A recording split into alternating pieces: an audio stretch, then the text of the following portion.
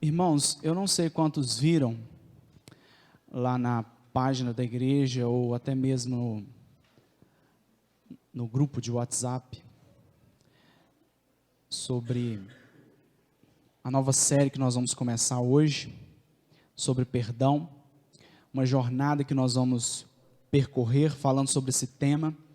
E eu gostaria que você acompanhasse realmente, da primeira até a última mensagem.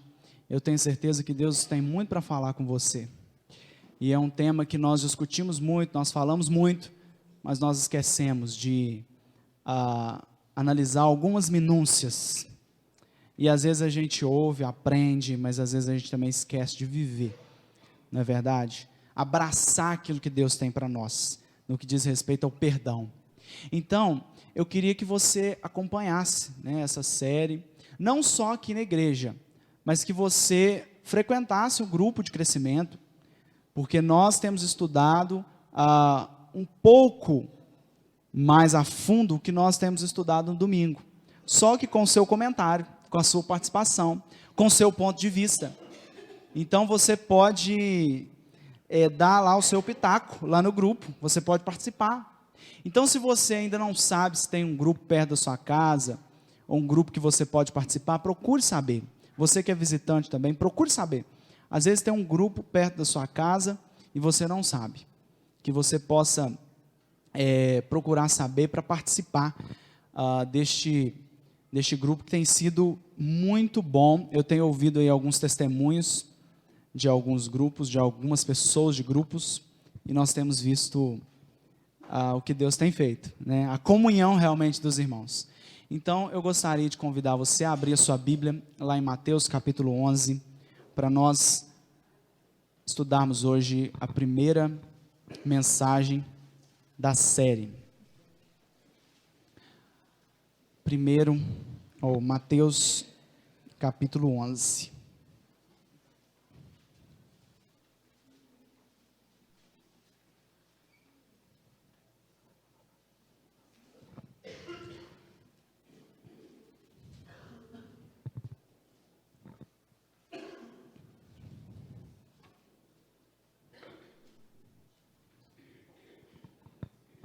Nós vamos ler do versículo 28 ao 30.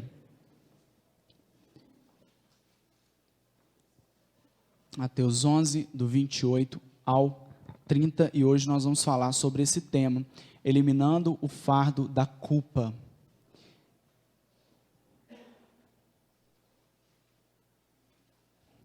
Diz assim a palavra do Senhor: Vinde a mim, todos os que estáis cansados e sobrecarregados, e eu vos aliviarei.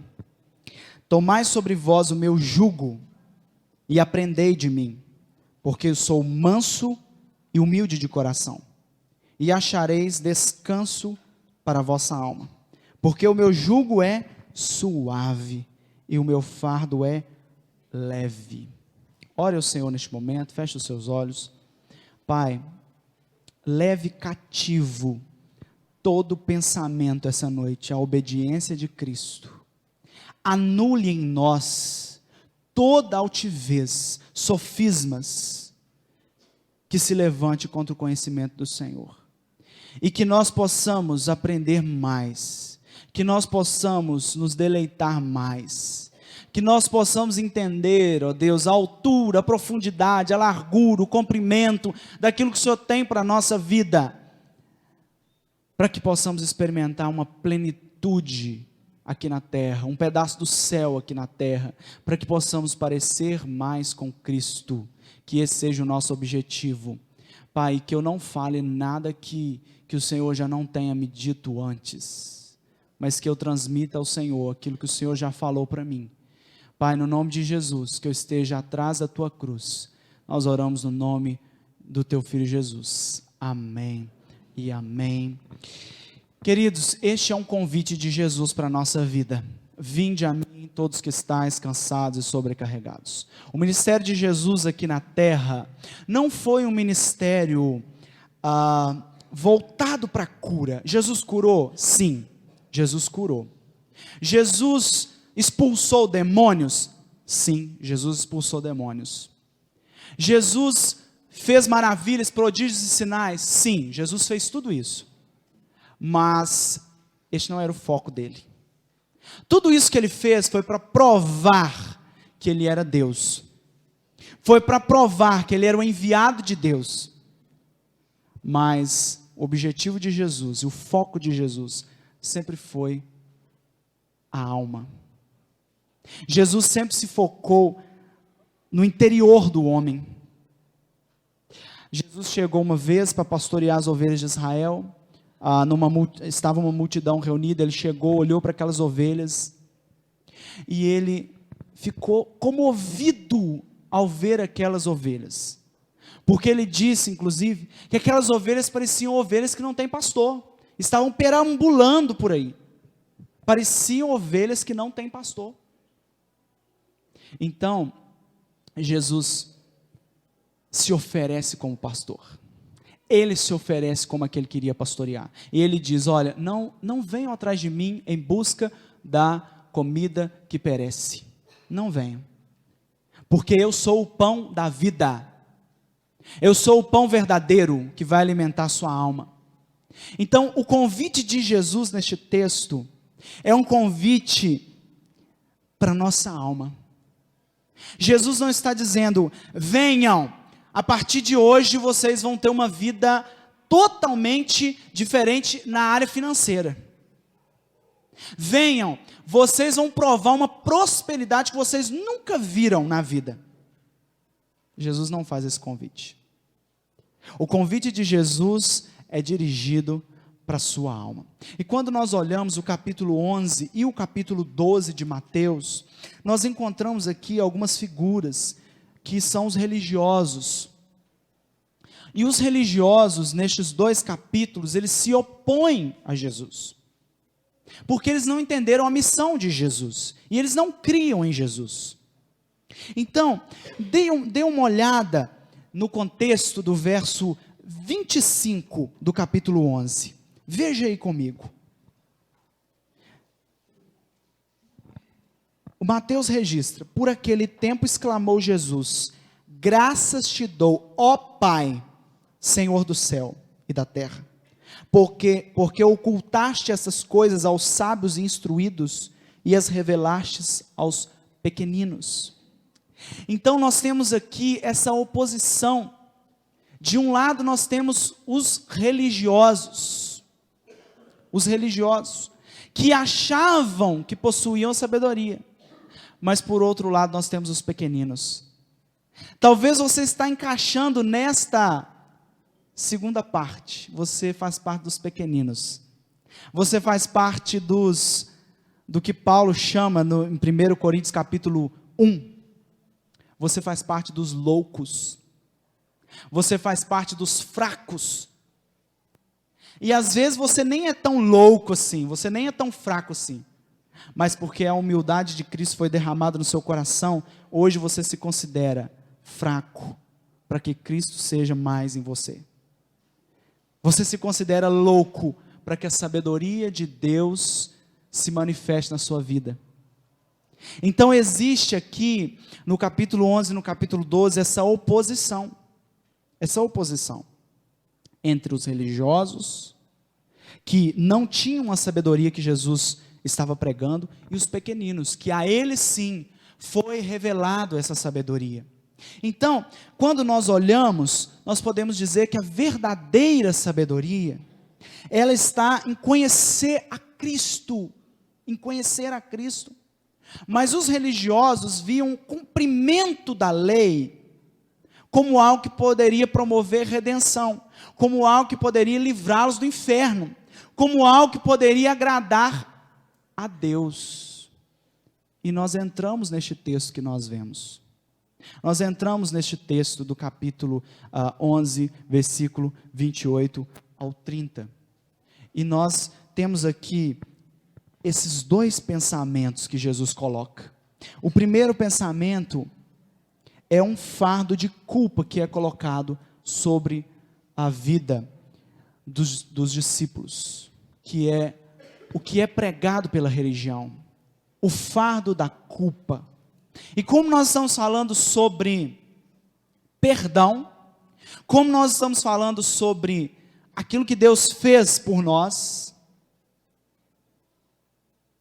nós precisamos entender muito bem, porque talvez você não tenha vivido este lado, o lado de Jesus, mas você tem vivido justamente este lado, o lado da culpa, o fardo da culpa que você tem carregado.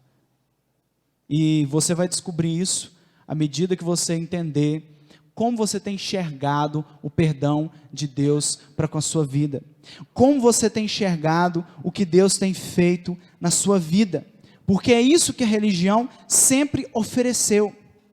Sempre ofereceu. Mas o que Jesus ofereceu é diferente. Então, quando Jesus diz, nessa primeira frase, vinde a mim, todos que estáis cansados e sobrecarregados, e eu vos aliviarei, Ele está oferecendo um novo fardo. Ele está oferecendo uma nova perspectiva, mas Ele também está atacando ou se opondo à perspectiva dos religiosos. A perspectiva dos religiosos é colocar uma carga, porque o termo aqui, o termo sobrecarga, primeiro, nós temos que ver aqui o termo cansados. E o termo cansados pode ser traduzido como surra.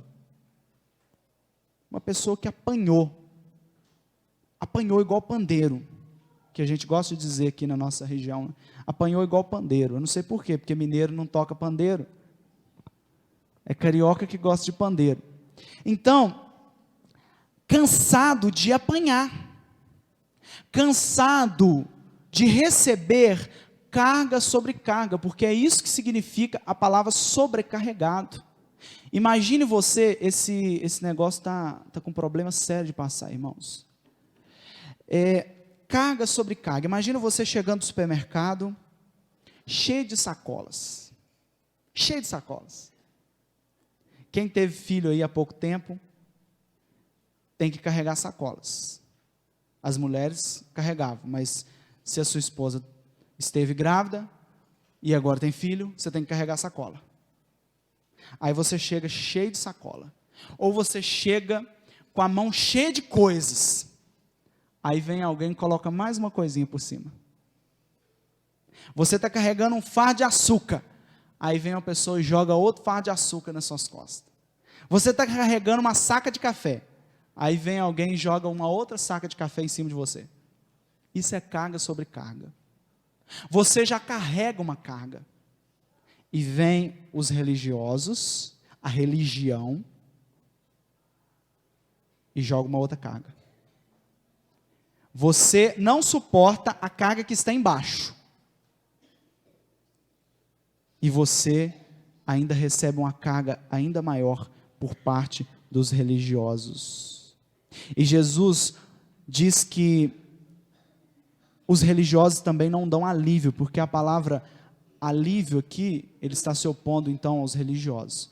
E alívio aqui é permitir um descanso. Imagine você está lá na roça, trabalhando. Chega uma hora, você precisa parar para tomar água. Isso não é morcegagem, é uma questão de necessidade. Tem gente que toma água o dia inteiro, a gente sabe. Mas, uma hora você tem que parar para tomar água, para se alimentar. Então, quando nós falamos de alívio, é isso que o texto está dizendo. São pessoas que estão cansadas e agora Jesus oferece o alívio para elas. O alívio. Para descansar, para respirar. Você já ouviu falar na síndrome de Burnout? São pessoas que estão tão sobrecarregadas de coisas. Eu não estou falando de serviço braçal. Eu estou falando de intelecto e alma. Estão sobrecarregados. Trabalham das 6 da manhã às 10 da noite. Dormem 5, 4 horas por noite. E estão nessa correria frenética. Mas chega uma hora, quem tem essa síndrome, ela apaga, ela dá um apagão, cai lá na cama. Isso aconteceu com o Dr. Augusto Nicodemos, ele teve que tirar férias. Aí neste momento, não tem nada mais o que fazer, é só descansar. O que Jesus está dizendo é que Ele oferece um descanso para pessoas que estavam ouvindo todos os dias da sua vida o que eles deveriam fazer. A grande pergunta do texto aqui é: do que as pessoas estão cansadas e sobrecarregadas? Essa é a pergunta do texto, mas pode ser a sua pergunta também: do que você está cansado e sobrecarregado? Porque a gente vive a nossa vida, o nosso dia a dia, o nosso, que eu costumo dizer, o nosso batido da lata, que é o cotidiano, é aquilo que a gente faz todo dia. Levanta, toma café, vai trabalhar, volta, dorme. Esse é o batido da lata. E fora isso, você ainda chega na igreja, domingo. O domingo é o dia que você chega na igreja, e você chega esperando receber, sim, uma palavra de ânimo. Muitos chegam assim, querendo uma palavra de ânimo. Ninguém quer. É lógico, tem dia que Deus dá umas cajadadas na gente, no sermão. Mas a pessoa quer receber aquele sermão, quer receber aquela palavra. Não, eu quero receber aquela palavra de Deus, para eu sair daqui animado, para eu trabalhar durante a minha semana. Aí surgiu um pessoal aí, da autoajuda, você já viu falar nos pregadores coaching, que é aqueles pregadores que voltam-se para o homem, o que você pode fazer, como você pode fazer, como você pode se ajudar, sendo a melhor versão de si mesmo, procurando fazer o melhor que você pode. Então eles animam, é como aquelas reuniões empresariais, que bota a pessoa lá em cima, mas às vezes o que você ouve é uma mensagem que te coloca para baixo. Mas às vezes também você pode ouvir do púlpito dessa igreja uma carga sendo colocada sobre você. E o que eu vou te falar aqui é para você levar para a vida. É para a vida. Porque eu estou falando de um pregador do evangelho, de alguém que está aqui atrás deste púlpito, para quem está sentado aí há muito tempo ouvindo. Isso é para você levar para a vida, esteja o pastor Josimar ou quem for que esteja aqui. Guarde isso. Saiba discernir o que é carga e o que não é. Saiba discernir o que é uma pregação legalista, de alguém que quer que você apenas cumpra uma série de regras, para uma pregação redentiva, que ensina realmente como cumprir o que Deus quer com a ajuda de Cristo. Saiba discernir isto. Saiba discernir isto, que você começará a caminhar com algo novo de Deus sobre a sua vida.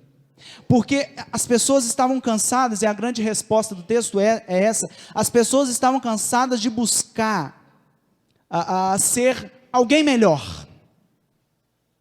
Alguém melhor.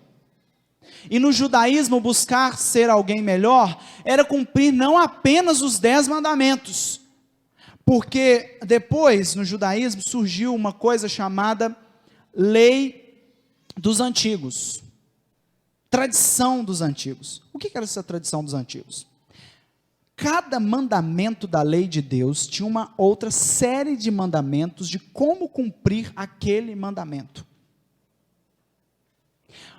Como se não bastasse os 10 mandamentos, você talvez acha muito pesado. Nossa, 10 mandamentos, esses 10 mandamentos, pastor, é impossível de cumprir.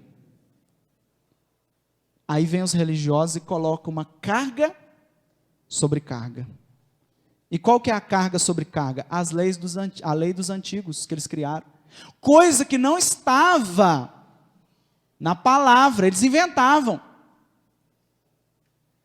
É uma adição àquilo que já estava escrito.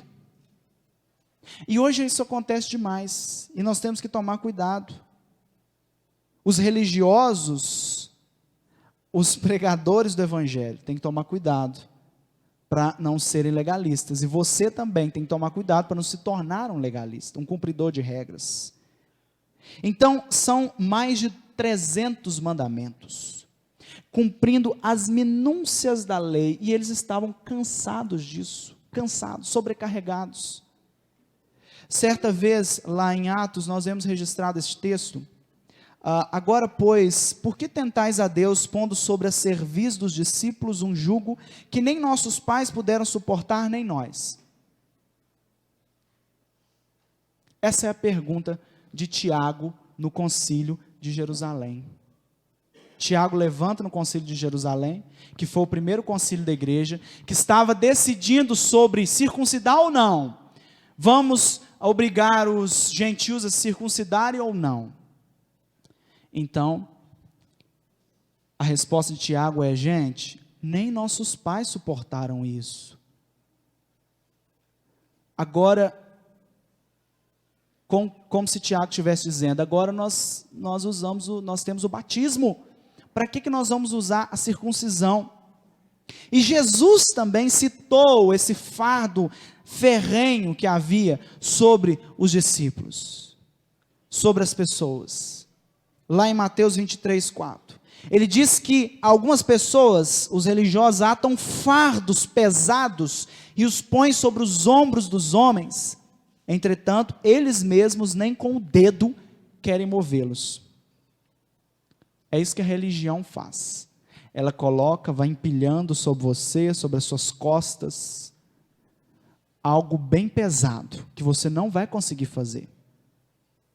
E no final da mensagem, como se o pregador estivesse mandando um beijo para você, ó, beijo, se vira para cumprir isso daqui, se vira, é o que a palavra de Deus está mandando você fazer, mas esquece de mencionar Cristo. Então essa pregação não é uma pregação redentiva, e de fato a pregação dos religiosos não era redentiva, era uma pregação prescritiva. O que vocês devem fazer? O que vocês não podem fazer?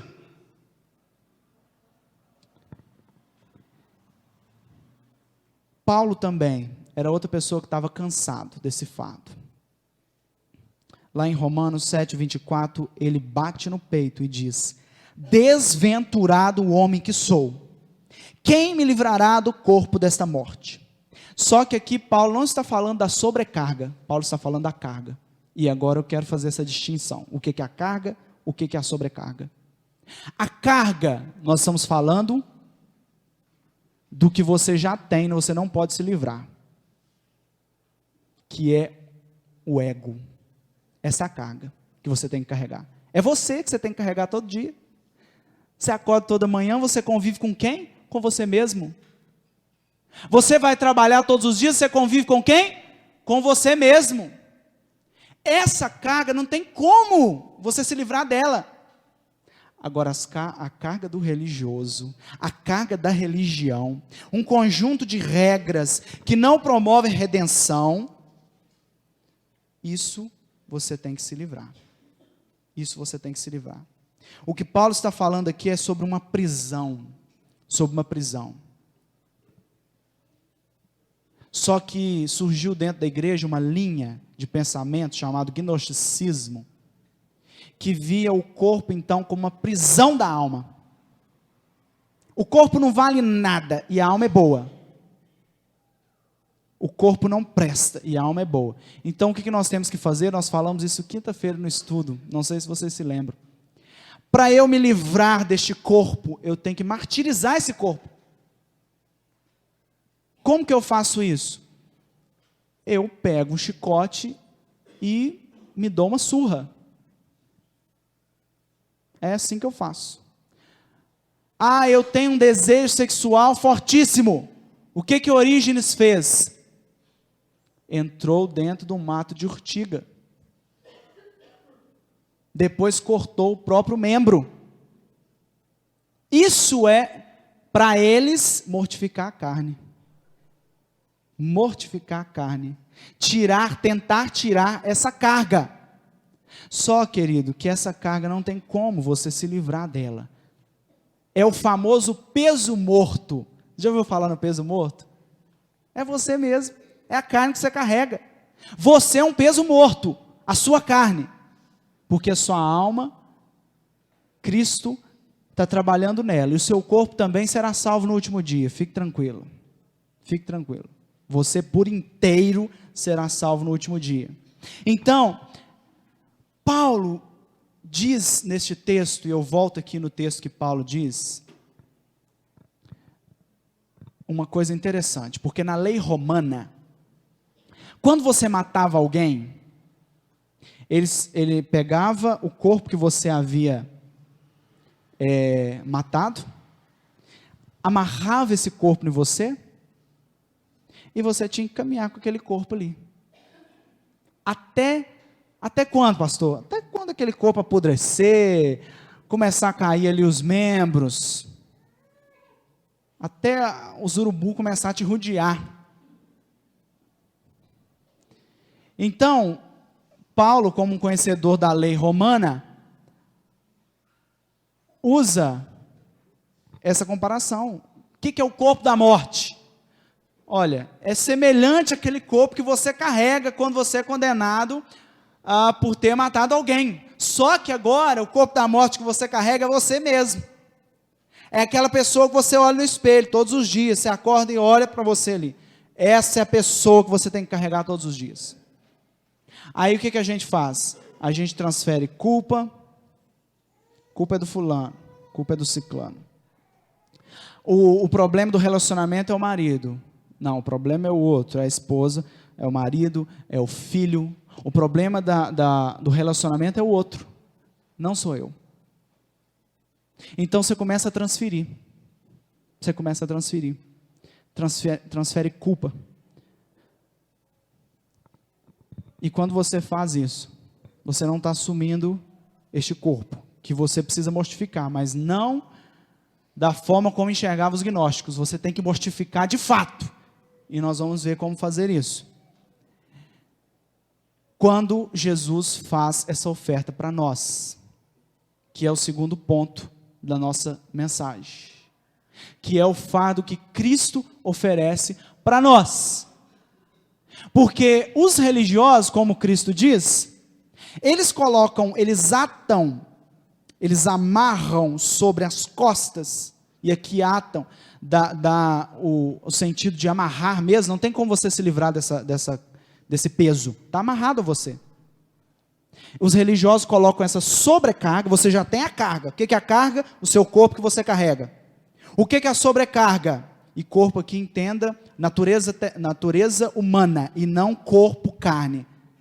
Então você já tem a sua natureza humana, que já é terrível. Aí vem os religiosos e ajuda, joga mais carga em cima de você. Aí o que você tem que fazer? Cristo fala que eles atam cargas que nem eles mesmos podem suportar. Mas eles não ajudam a carregar, eles só atam essa carga. Agora, o convite de Jesus é diferente. O convite de Jesus é um fardo diferente. O convite de Jesus, eu coloquei aquela ilustração ali, realmente, Jesus vai te ajudar a carregar essa carga. Porque Deus não dá nenhum fardo que nós não conseguimos carregar. E de fato, veja novamente o texto, o convite de Jesus. E aqui nós temos o convite de Jesus para nós. Primeiro, a palavra jugo aqui, que você deve conhecer muito bem, significa canga de animal. Aí eu coloquei uma canga ali porque as meninas da cidade talvez podem achar que é aquele negócio que veste na praia, né? Mas não é. Canga de animal, por favor, entenda. Canga de animal. Jesus está convidando então que nós tomemos a canga dele. Que nós tomemos sobre nós esse jugo, essa canga. De fato a palavra aqui é essa. É como se nós então caminhássemos com Cristo lado a lado, como um boi caminha com o outro. Porque a canga foi feita para dois animais caminharem juntos. Perceba ali na ilustração, são dois lugares. Dois lugares. Um boi junto com o outro. Um outro animal, um jumento, não sei, ao lado do outro. Caminhando junto. Caminhando junto. Então, este é o convite de Jesus. O convite de Jesus. Porque o que ele oferece aqui para nós é um descanso, é uma interrupção de algum negócio. Você já se viu preso em algum negócio? Você já se viu preso numa situação que você não tinha como se livrar dela? Ou você está num emprego doido para sair, ou numa empresa que você está louco para sair. Isto é o que Jesus oferece, é parar com isso. Eu estou usando aqui apenas uma ilustração. Você larga isso e começa a caminhar com outro jugo. Você para de atar sobre você esta culpa que você carrega e começa a caminhar dentro dessa nova proposta. O que Jesus propõe, então, é um deixar de confiar no cumprimento da lei como meio para alcançar uma autojustificação. Porque para muitos é isso. Para que eu cumpro a lei, pastor? Para que eu cumpro os 10 mandamentos, pastor? Para eu me livrar do inferno? Para eu parecer melhor diante de Deus? Porque muitas pessoas, e eu não estou falando apenas de visitante, eu estou falando de gente que está aqui dentro, pessoas que frequentam a igreja, pessoas que são membros da igreja. Eu estou falando dessas pessoas que acham que cumprir regras ou cumprir a lei de Deus tem o objetivo final de parecer bonzinho diante de Deus. Isso se chama autojustificação. Então ele está fazendo a coisa certa, ele deve sim cumprir a lei, mas ele está fazendo do jeito errado, ou com a mentalidade errada. Ele está cumprindo o que Deus está mandando cumprir, mas com a mentalidade errada. Com a mentalidade errada. Então ele vai gerar sobre a vida dele culpa. Culpa. Ele não vai entender o perdão de Deus sobre a sua vida, porque ele está cumprindo a lei, porque ele entende que é uma maneira de parecer melhor, de ser um crente melhor. E eu já falei aqui, e volto a dizer, neste púlpito, que ser honesto, que não roubar, que fazer as coisas certinhas, como a gente costuma dizer, não é uma obrigação do crente, é uma obrigação do cidadão brasileiro. Você deve pagar os seus impostos, você deve pagar a sua conta, as suas contas. O crente vai muito além. O crente tem uma nova visão. O crente enxerga o cumprimento desses mandamentos como uma maneira de se parecer mais com Cristo. E ele entende que ele cumpre esses mandamentos, dirigido por Cristo. E o texto continua. Jesus diz que o fardo dele, o jugo dele, é leve, é suave. E aqui é no sentido de que foi adaptado. É um jugo que se adapta, certo para aquele animal. Diz uma lenda na Palestina, isso é uma lenda, que Jesus era o maior fazedor de cangas, de jugos da sua época, lá na Galileia. E quando você chegava lá na marcenaria de Jesus, sabe o que tinha? Lá na porta, fazemos jugos adaptáveis. Porque na Palestina você fazia o jugo, ia, colocava sobre o animal, via se estava se adaptando, levava o jugo novamente para a marcenaria e fazia as modificações. Para quê?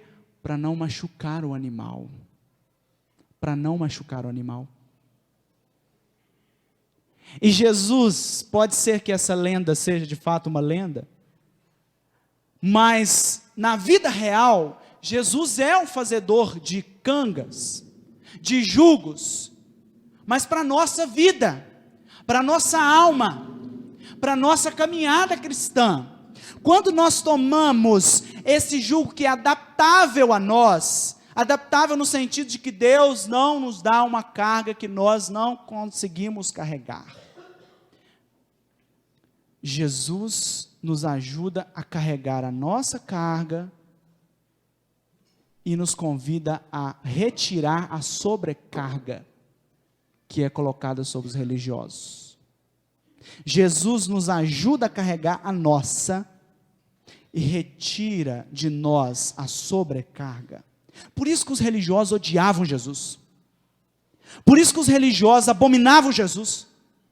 Porque Jesus, ele, através do seu discurso, provocava os religiosos nesse sentido. Eles convidavam. Pense você está pregando uma coisa, vem alguém e desprega. É isso que Jesus fazia, porque ele tinha autoridade para isso.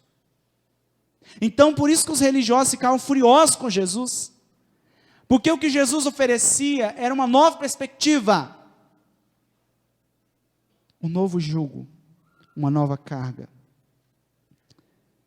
Jesus oferece para nós o perdão. O perdão é isso. O perdão é o retirar da sobrecarga. E é Cristo nos dizendo que Ele nos ajudará a carregar a nossa carga.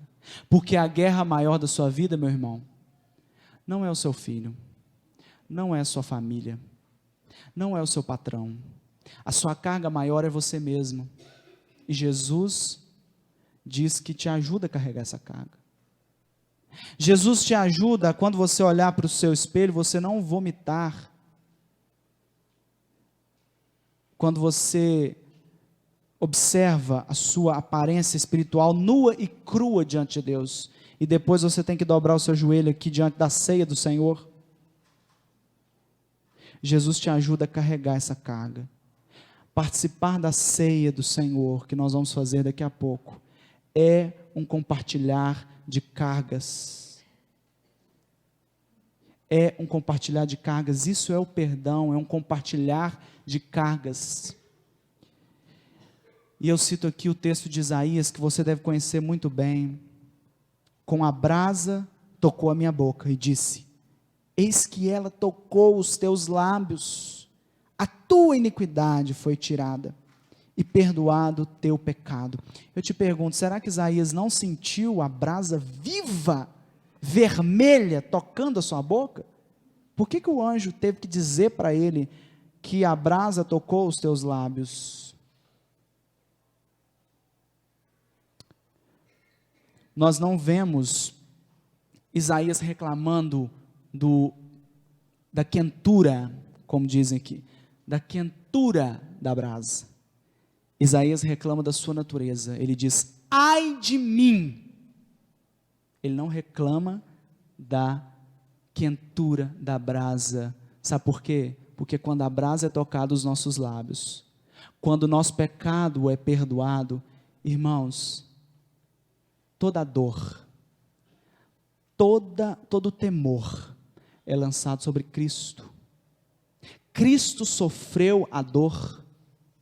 Cristo sofreu a dor por nós. Então, quando o teu lábio é tocado, o anjo tem que dizer: porque você não sentiu? Espera aí, parece que o anjo pegou uma brasa viva e tocou meus lábios, mas eu não senti nada. Cristo anestesiou, porque a dor ele sentiu. E não há nada melhor na nossa caminhada do que ouvir isto da boca de Jesus. E teve um homem que sentiu isso. Foi o paralítico de Cafarnaum. Jesus chegou para ele, ele foi colocado com uma maca pelos seus amigos, desceu pelo teto.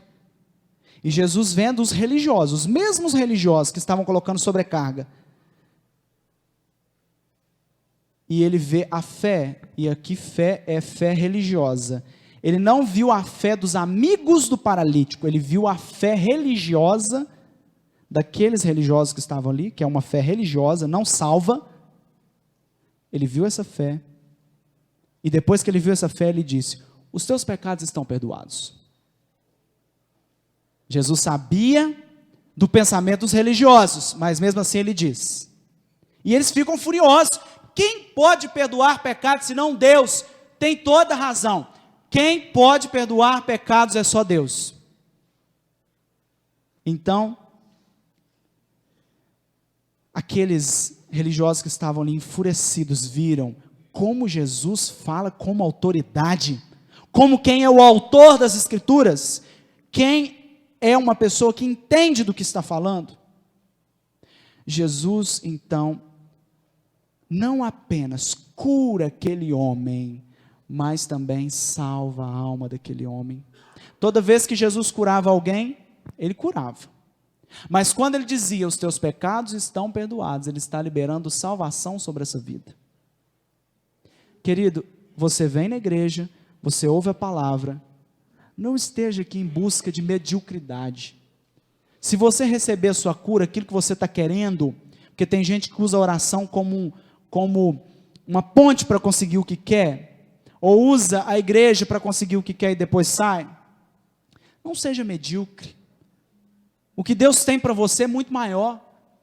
O que Deus quer fazer na sua vida é muito maior. E o perdão é isso.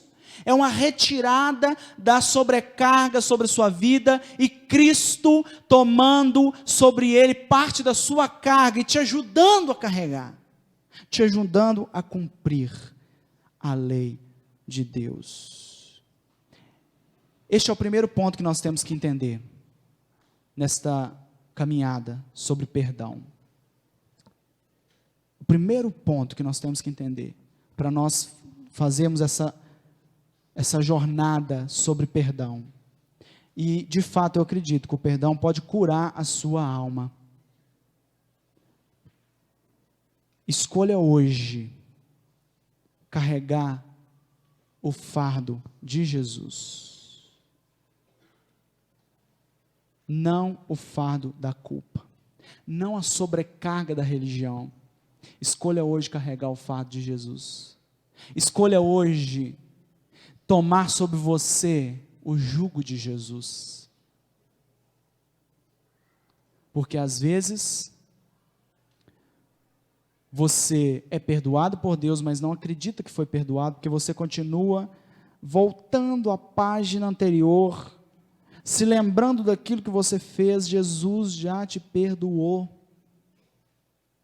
Receba este perdão que cura a sua vida. Receba esse perdão. Quero te convidar a fechar os seus olhos neste momento e pedir ao Senhor que te ajude a tomar sobre você o jugo dele. Pai,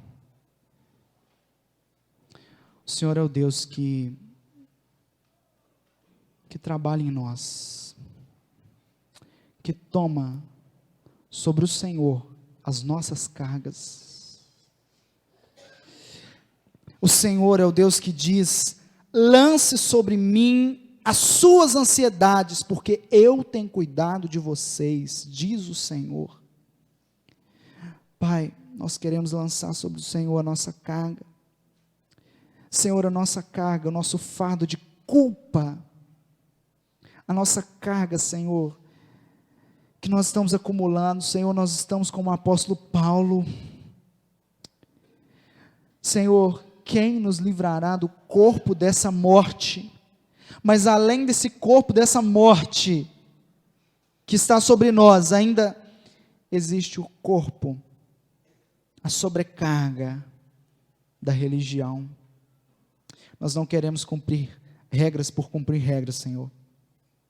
Nós não queremos fazer isso.